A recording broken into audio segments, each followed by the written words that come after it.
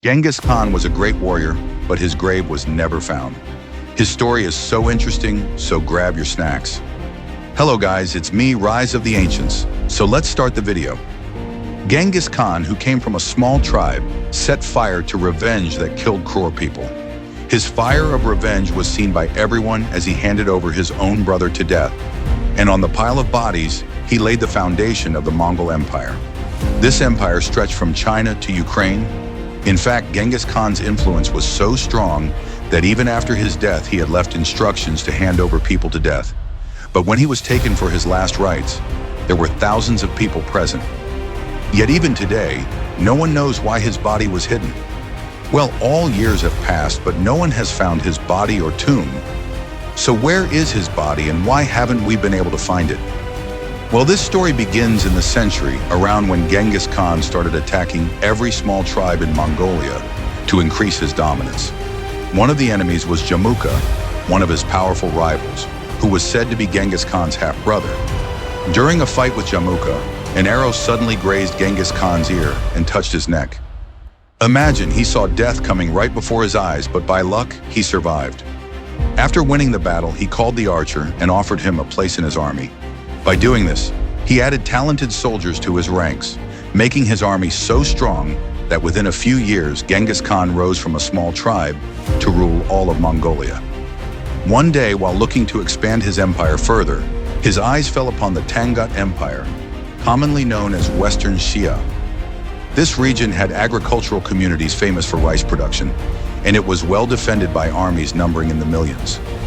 Genghis Khan saw that conquering Western Xia could strengthen the Mongol Empire, so he attacked Western Xia.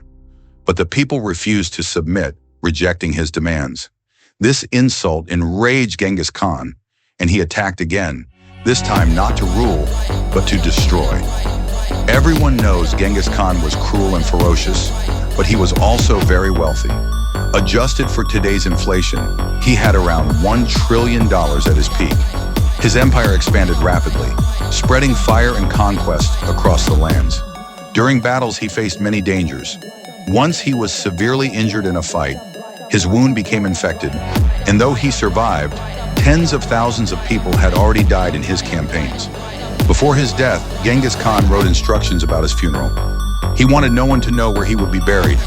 According to Mongol tradition, if any king wanted secrecy, no one should know about the tomb, no matter what happened. When his body was taken from the battlefield, all people, animals, and creatures who saw him were killed. About people were invited to his final ceremony, but this was no ordinary invitation. It was a death invitation. Historians still do not know who killed these people.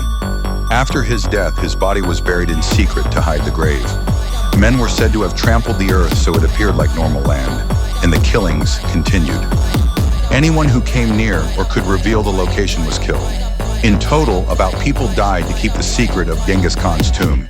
Even today, no one knows where his body is. There are other stories in Mongolia too. When his body was being moved, shamans and guards swore to protect his spirit.